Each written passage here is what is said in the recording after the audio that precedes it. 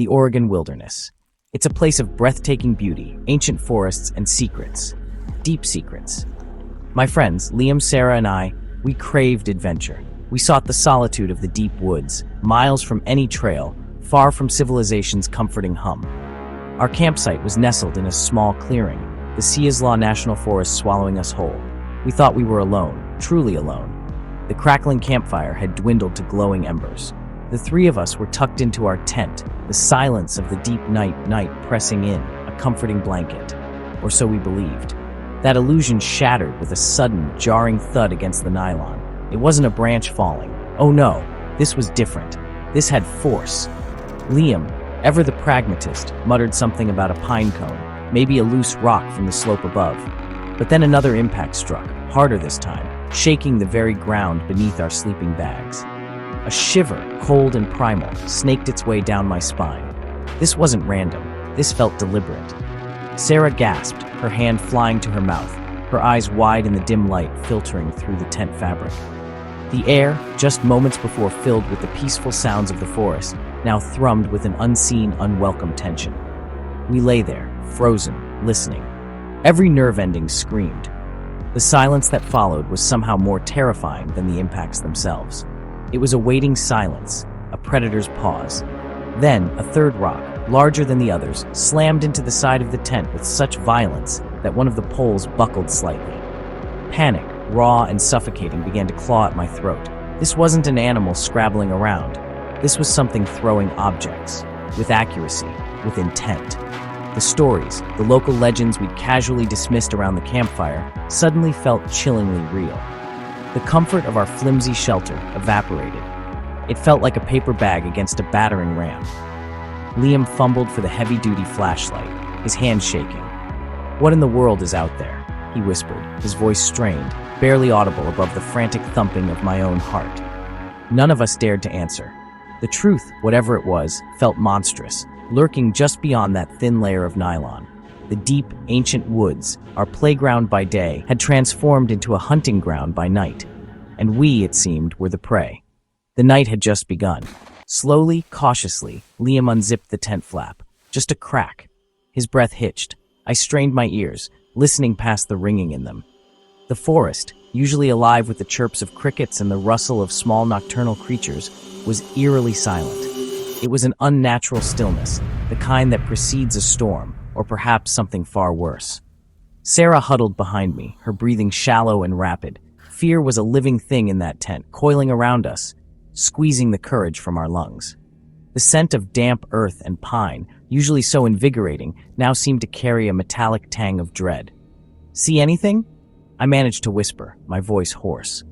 Liam shook his head, his eyes darting back and forth, trying to pierce the inky blackness. The moon was a sliver, offering little illumination through the dense canopy. He zipped the tent closed again, a little too quickly. "Nothing," he said, but his tone betrayed him. There was a tremor in his voice that spoke volumes. It's quiet.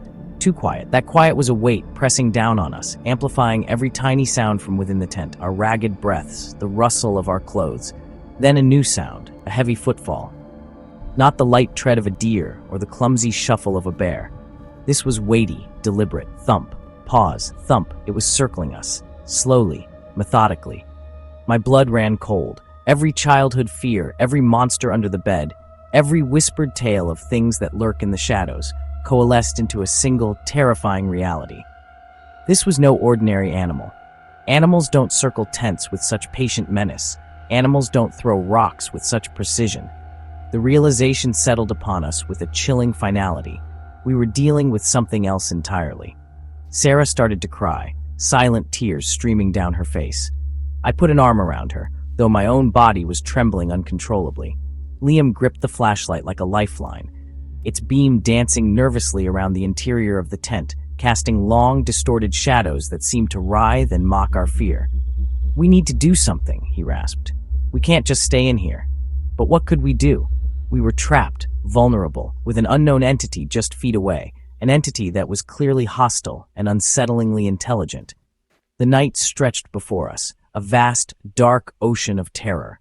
The decision was made for us. A low growl, guttural and deep, rumbled through the clearing.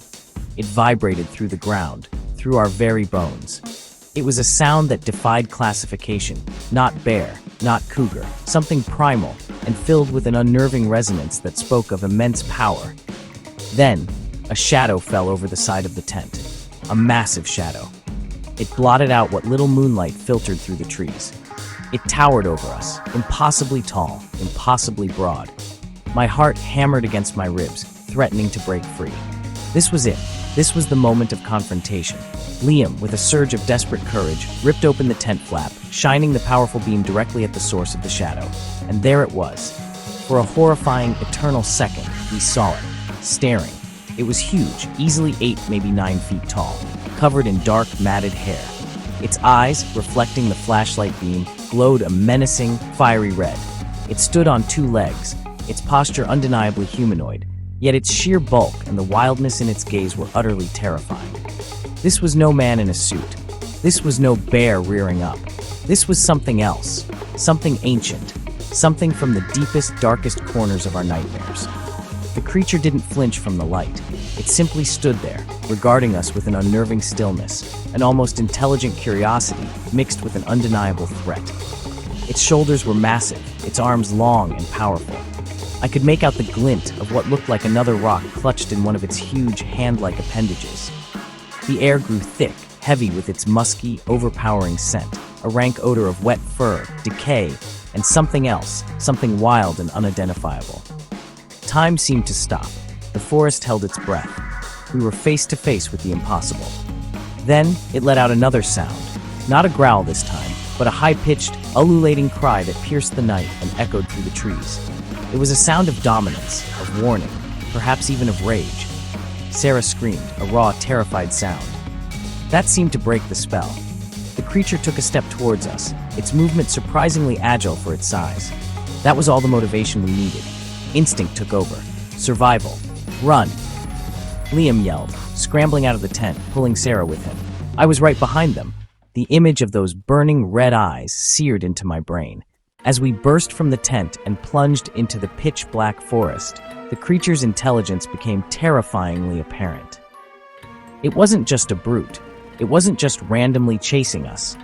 We could hear it crashing through the undergrowth behind us, but its movement seemed calculated. When we veered left towards what we thought was a denser part of the woods offering more cover, a large rock whistled past my head, striking a tree with a sickening thud just inches away. It was hurting us. It was using the terrain, using projectiles, to steer our panicked flight. This was no bear. Bears don't throw rocks with that kind of precision. Bears don't anticipate your escape route and try to cut you off. Its grunts and guttural vocalizations seemed to echo from different directions at times, as if it was trying to disorient us, to make us believe there might be more than one. The sheer psychological terror of that was immense. We were not just fleeing an animal, we were being outmaneuvered by something that thought, that planned. Its stalking was deliberate, a terrifying game of cat and mouse where we were hopelessly outmatched. We stumbled over roots, branches whipped at our faces, the darkness disorienting us completely. Liam still had the flashlight, its beam bouncing erratically, offering fleeting glimpses of the nightmarish labyrinth we were trapped in. Every shadow seemed to morph into the creature's towering form.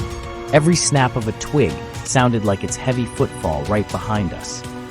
The creature wasn't just mindlessly aggressive, there was a chilling purpose to its actions. It seemed to want to drive us in a particular direction, away from our camp, deeper into its domain. The realization that this being was using tools, that it was demonstrating strategic thinking, was perhaps more terrifying than its physical appearance. It shattered any lingering hope that this was just a misidentified animal encounter. This was something far more complex, far more dangerous. It knew these woods intimately.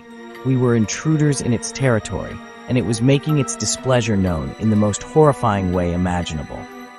The rocks weren't just random acts of aggression.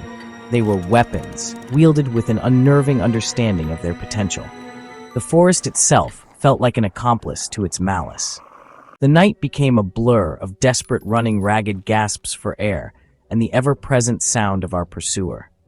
It was relentless. We'd gain a little distance, a fleeting moment of hope, only to hear it crashing through the brush behind us, closing the gap with terrifying speed. The forest was a treacherous obstacle course in the dark. Roots seemed to reach out and trip us, and low-hanging branches snagged our clothes and hair. My lungs burned, my legs ached with a fiery pain, but the adrenaline, the sheer, unadulterated terror, kept me moving. There was no thought, only the primal urge to escape. It felt like we were being herded, pushed. Whenever we tried to turn back towards the direction of the main trail, or what we thought was the main trail, the creature would somehow appear ahead of us, or cut off our path with another well-aimed rock or a sudden, deafening roar from that direction. It was as if it knew our intentions, as if it was playing with us, drawing out the chase. The darkness was absolute, broken only by the frantic, bouncing beam of Liam's flashlight, which seemed to illuminate more fear than path. Sarah stumbled and fell, crying out in pain. Liam and I skidded to a halt, helping her up. Her ankle was twisted, she sobbed, but there was no time to assess the damage. The creature was closing in. We could hear its heavy breathing, a rasping, guttural sound that sent fresh waves of panic through us. We half-carried, half-dragged Sarah, pushing onwards, deeper into the suffocating blackness. The feeling of being hunted was overwhelming, a constant pressure on our backs, the certainty that at any moment, a massive hand could reach out and grab us. The woods seemed endless, a malevolent entity in itself, conspiring with our tormentor. Every tree looked the same, every shadow held a new threat. The creature seemed to be everywhere and nowhere at once. Sometimes it was close, its heavy scent filling the air. Other times, it would fall back, letting us think we had a chance, only to reappear with a terrifying roar or a rock crashing nearby, shattering our fragile hope. This wasn't just a chase, it was a systematic breaking down of our will, our stamina, our sanity. And the night was far from over. Hours seemed to pass in this nightmarish pursuit. Or maybe it was only minutes. Time had lost all meaning, warped by fear and exhaustion. Sarah was whimpering with every step, her injured ankle a dead weight slowing us down. Liam, though trying to remain strong, was pale and visibly shaken, his flashlight beam growing weaker as the batteries drained. I felt a searing pain in my side from a fall I'd taken earlier, but the adrenaline numbed it for now. The physical toll was immense, but the psychological damage was far worse. The creature's tactics were wearing us down. The constant threat, the near misses with the rocks, the terrifying vocalizations, it was a relentless assault on our senses and our courage. Hope dwindled with every passing minute, replaced by a gnawing despair. We were lost, injured, and hunted by something that seemed to defy all logic, all known biology. The thought that we might not make it through the night, that these dark, oppressive woods would be our tomb, began to creep into my mind, a cold and unwelcome guest. At one point, we collapsed behind a large fallen log, gasping for breath, trying to listen for our pursuer. For a terrifying moment, there was silence. A silence so profound it felt like the world had stopped breathing. Was it gone? Had it given up? But then a soft rustling from the undergrowth nearby, too close, too deliberate. It was toying with us, letting us catch our breath only to ratchet up the terror once more. The psychological game was as brutal as any physical attack. It knew we were tiring. It knew we were afraid. Exhaustion was a heavy cloak, threatening to pull us under. My muscles screamed in protest. My mind felt foggy, unable to think clearly. Liam's usually optimistic face was etched with grim determination, but his eyes betrayed his fear. Sarah was almost catatonic, her earlier sobs reduced to silent, shuddering breaths. We were running on fumes, on the last dregs of primal survival instinct. The creature's presence was a constant, oppressive weight, crushing our spirits, making every step forward an act of sheer, desperate will against a tide of overwhelming dread. Just when we thought we could run no further, when despair was about to swallow us whole, Liam's weakening flashlight beam fell upon a structure, an old, dilapidated shack barely visible through the dense trees. It looked like an abandoned hunter's cabin, its wood weathered and gray, its windows dark and empty like vacant eyes. For a fleeting moment, it seemed like a miracle, a potential sanctuary in this hellish landscape. In there. Liam croaked, pointing with the failing light. Maybe we can barricade the door. It was a sliver of hope, and we clung to it desperately. We stumbled towards it, Sarah leaning heavily on both of us. The door hung crookedly on one hinge. With a combined effort, we forced it open, the screech of rusted metal echoing unnervingly in the silence. Inside, it was dark, damp, and smelled of decay and rodent droppings.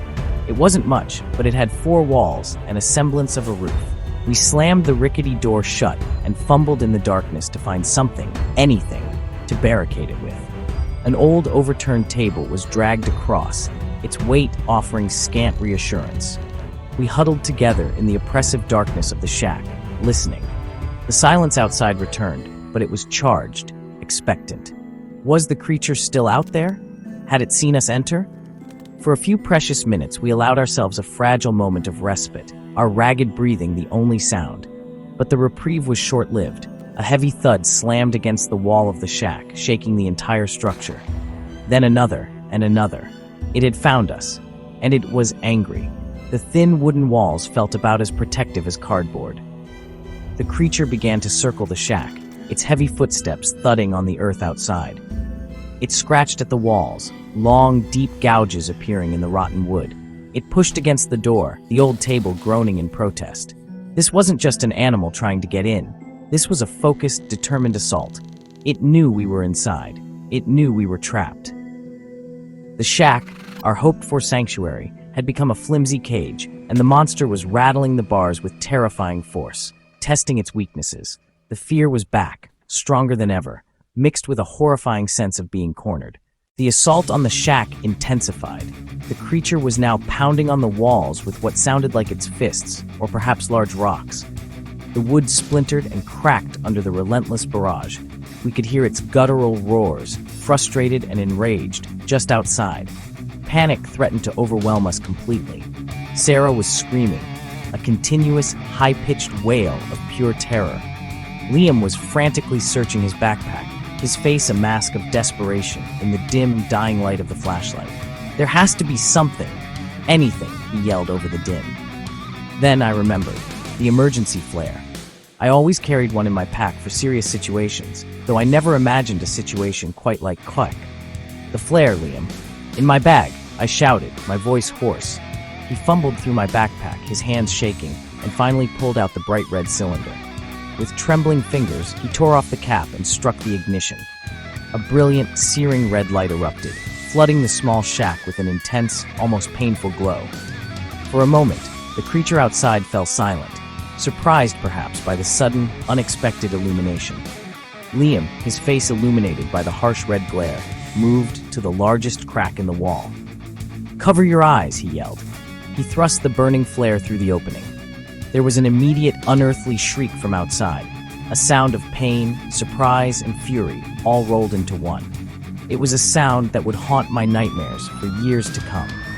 The pounding stopped.